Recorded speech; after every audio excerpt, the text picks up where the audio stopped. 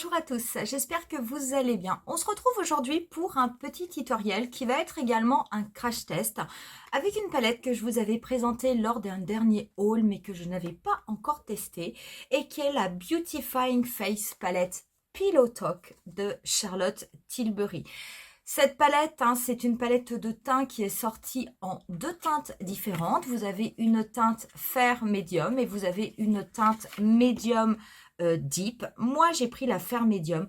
C'est vraiment un bijou de palette. Quand on regarde comment elle se présente, vous avez ici un effet un petit peu rose quartz. C'est vrai que c'est une palette absolument magnifique qui contient deux highlighters et deux blushs. On va faire du coup, on va tester cette palette. Vous allez voir, on va se maquiller uniquement avec cette palette. On va la comparer par rapport à celle qui était sortie l'année dernière, qui était la Nude Gasm, qui est une de mes palettes teint préférées, si ce n'est ma palette teint préférée.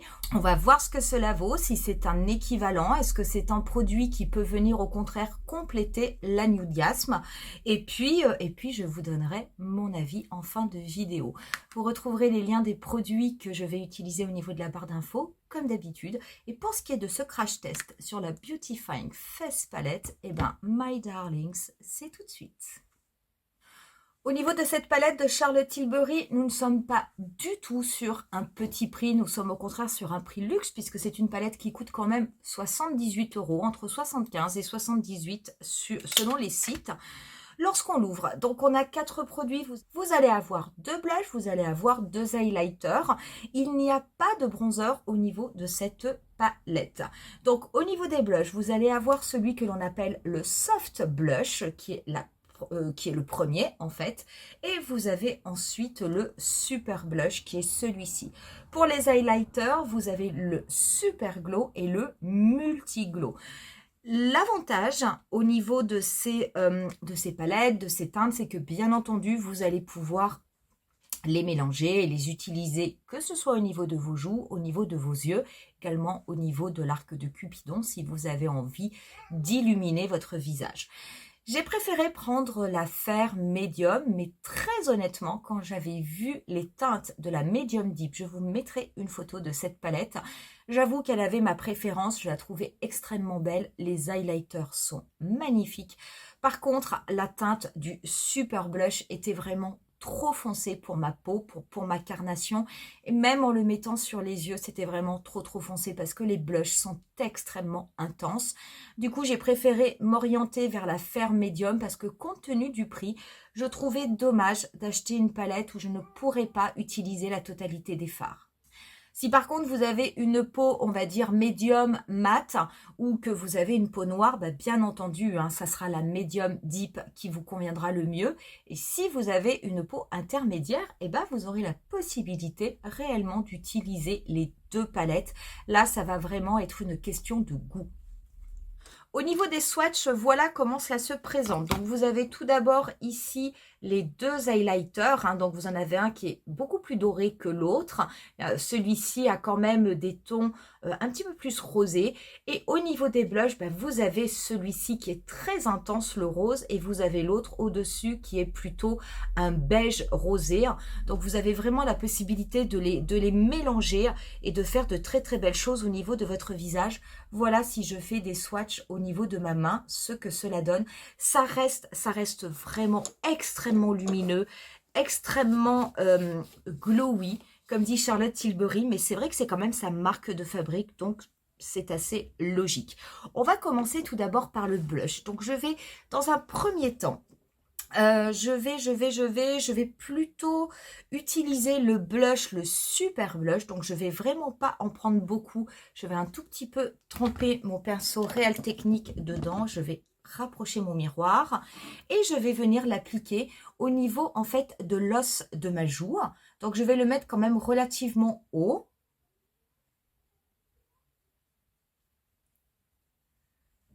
Je vais l'étirer en direction de ma tempe.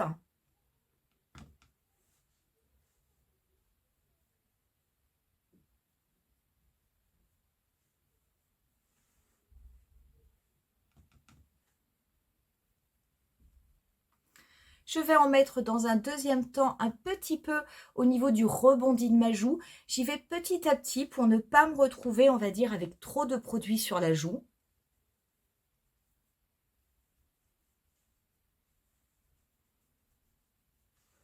Je vais rester comme ça. Pour le moment, je vais rester comme ça au niveau du blush, du super blush. Je vais prendre ensuite, dans un deuxième temps, le soft blush, celui qui est plutôt nude rosé.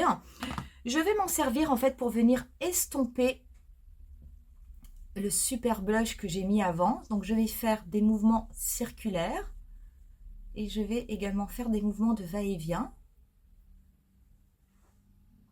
Alors très honnêtement, j'ai tendance à préférer le mélange des deux par rapport à ce côté-là.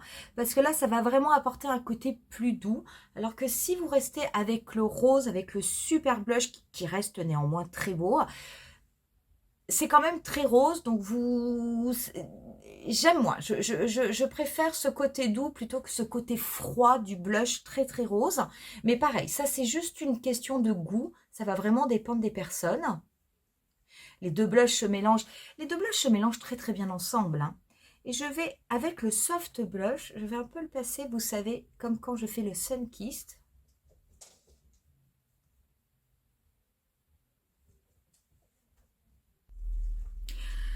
Voilà ce que cela donne au niveau du blush. Je vais peut-être rester comme ça. Je suis pas sûre, d'en rajouter. Voilà, je vais prendre un pinceau 228 de Zoeva. Je vais dans un premier temps prendre le soft blush. Ce soft blush, je vais l'appliquer au niveau de mon pli paupière et je vais garder mon œil ouvert.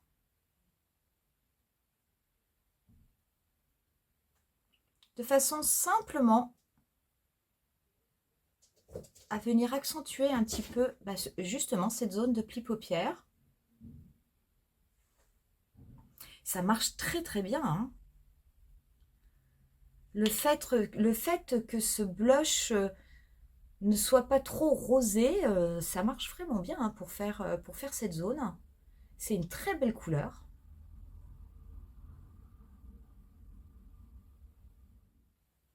Ce que j'adore dans ces palettes, c'est vraiment le fait de pouvoir utiliser une palette et se faire un maquillage en entier. D'abord, c'est très très très joli. Moi, il m'est arrivé de faire des maquillages complets uniquement avec la Nude Gasm. Hein. La Nude Gasm, je l'ai pas réouverte. Je vais l'ouvrir, je vais vous la montrer.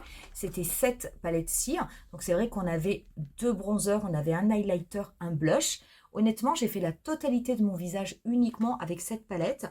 Je peux vous assurer que le résultat est extrêmement beau, très très classe, très lumineux et ça ne choque pas du tout de ne pas avoir, on va dire, un maquillage classique au niveau des yeux ou en tout cas tel que vous avez l'habitude de me voir le faire, absolument pas. Après avoir déposé du coup le soft blush au niveau de mon pli paupière, je vais prendre un autre pinceau, mais je vais quand même prendre un pinceau assez fluffy. Celui-ci est de Kiko, c'est le numéro 213. Et je vais prélever donc du coup le super blush. Alors je vais faire attention, je ne vais pas trop en prélever. Je vais plutôt le dégrader au niveau du dernier tiers de ma paupière mobile.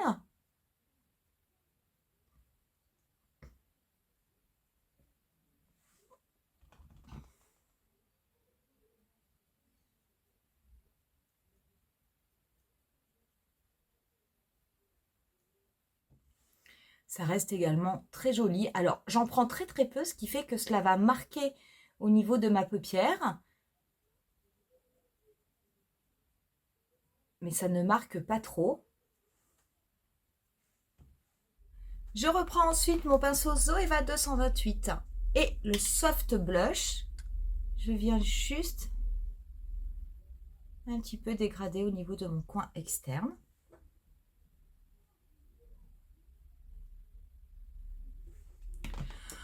Voilà, on va pouvoir passer maintenant à l'highlighter. Donc l'highlighter, je vais commencer par le Super Glow. Ce Super Glow, je vais tout d'abord l'appliquer au niveau de l'arête de mon nez, Donc, je ne vais pas en appliquer sur la totalité, hein. Je vais vraiment m'arrêter au niveau de cette zone. Je vais en mettre un petit peu au niveau du bout du nez. Viens mon chéri, viens ici, viens bébé. J'en mets un petit peu au niveau de l'arc de Cupidon. C'est vraiment très très joli. Et j'en prends également un petit peu. Dans un premier temps, je vais commencer par celui-ci. Je vais le mettre là où je le mets habituellement. Donc je le pars du coin externe de mon œil. Je le dégrade en direction de ma tempe. Et je viens le dégrader par-dessus mon blush. Mais je reste quand même relativement haute. Je ne me rapproche pas plus, hein. Vraiment, je m'arrête ici.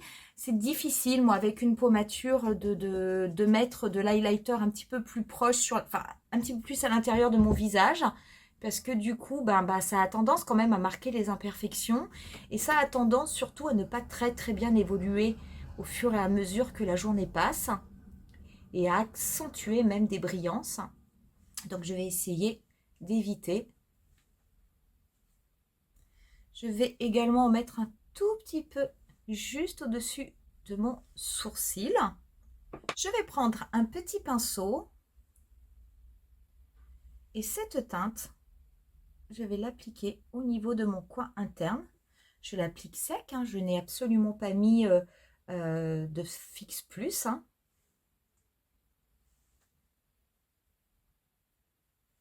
Prendre un autre un petit peu plus gros.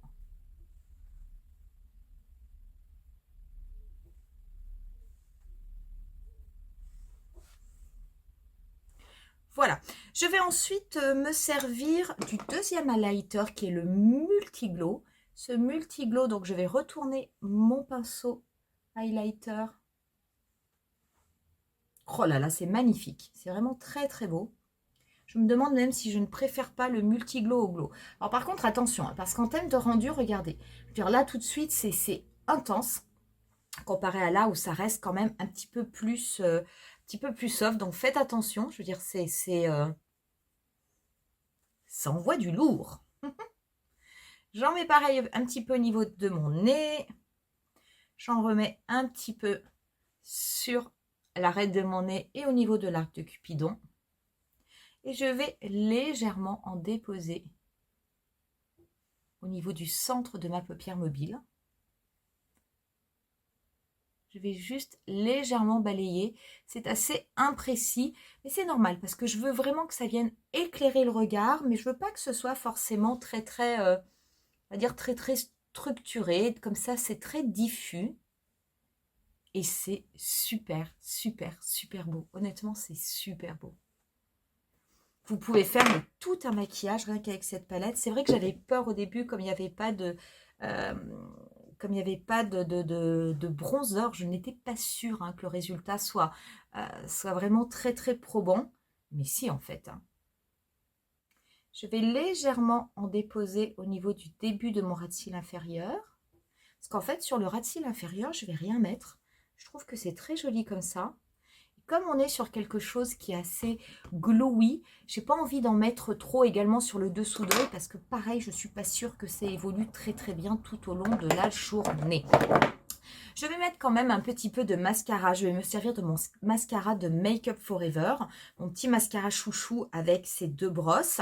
La brosse fine qui va me permettre de bien peigner mes cils. D'ailleurs, je me demande si je ne vais pas rester qu'avec la brosse fine. Voilà, j'ai mis le mascara. Et bien, très honnêtement, je ne me suis servi que de la brosse 1. Donc, la brosse, la petite, hein, celle qui permet de recourber les cils et de bien les peigner. Je trouve que ça suffit parce que je veux vraiment que l'accent reste au niveau des yeux, de cet aspect maquillage naturel, ultra lumineux qui fait bonne mine. Et je vais juste mettre quelque chose sur les lèvres. Donc les lèvres, vous pouvez mettre plein de choses. Sur les lèvres, vous pouvez tout à fait appliquer un petit peu de blush et mettre par-dessus un gloss transparent. Je veux dire, ça fonctionnera puisque vous allez rester de toute façon avec les teintes de la palette. Moi, je vais juste appliquer le Liquid Lust qui est le Rose Divinity de Pat McGrath, qui est ce rouge à lèvres liquide avec un effet métallisé. Voilà, donc c'est C'est assez coloré, ça n'est pas trop soutenu, mais ça n'est aussi pas trop clair. Donc ça permet vraiment de garder, on va dire, l'esprit du maquillage. Je vais simplement, parce que j'aime le faire, je vais reprendre un petit peu de Multiglow. Et je vais juste le tapoter au milieu de mes lèvres. Et ça sera tout pour ce maquillage. Donc, vous voyez, finalement, je veux dire, avec une palette, on arrive à faire vraiment de très, très, très jolies choses. Qu'est-ce que je pense de cette palette? J'avais vraiment peur que de ne pas avoir de bronzer me manque et je me disais, zut, payer 78 € une palette pour le visage et qu'il n'y ait pas de bronzer, ça fait un petit peu suer, c'est un petit peu manquant. En fait, non, pas du tout. C'est vrai que si je compare avec la Nude Gasm, très honnêtement, quand vous vous maquillez avec la Nude Gasm, si jamais vous l'avez, si jamais vous la connaissez, vous avez le même effet. Vous avez vraiment la sensation d'avoir un maquillage qui est entièrement fait, d'avoir un joli visage, d'avoir un air lumineux, radieux. C'est incroyable. Pourtant, vous n'utilisez pas énormément de produits, mais c'est vrai que ce sont de très beaux produits qui sont bien pensés, et quand vous l'appliquez sur votre visage, eh ben, on voit que vous êtes maquillé, on voit que vous avez bonne mine. Moi, on m'a dit plus d'une fois que j'avais un très très très beau teint alors que je m'étais simplement maquillée avec la palette Nude Gasm. Donc je veux dire, ça se voit, et finalement, eh ben, c'est tellement lumineux que vous n'avez pas besoin de mettre beaucoup plus de choses avec. Simplement un petit peu de mascara, un petit peu de gloss, et ça y est, l'affaire est dans le sac. Au niveau de la Face Palette, je trouve que c'est un petit peu la même chose. Je veux dire, quand je me regarde dans le miroir, alors c'est vrai que ça n'est pas forcément une palette si vous avez envie de changer tous les jours de look. Ça n'est pas forcément cette palette-là qui vous conviendra, parce que bien entendu, on reste quand même uniquement avec 4 fards, 2 highlighters, 2 blushs. Donc ça va être un petit peu répétitif.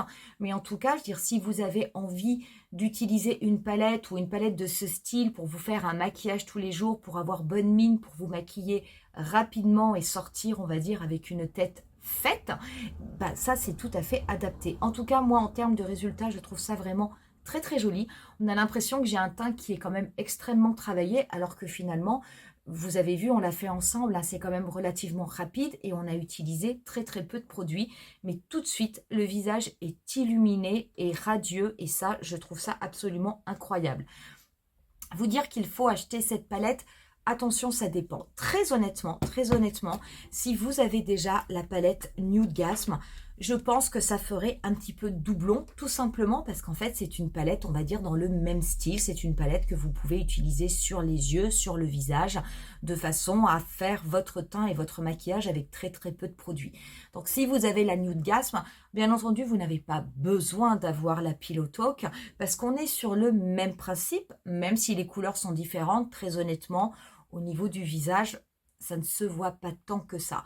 Par contre, si vous n'avez pas la Nude Gasm mais que vous recherchez une palette comme ça que vous pouvez facilement transporter et avec laquelle vous pouvez facilement et rapidement vous maquiller, eh bien oui, j'allais dire, c'est un type de palette qui peut tout à fait convenir, parce que c'est quand même l'idéal.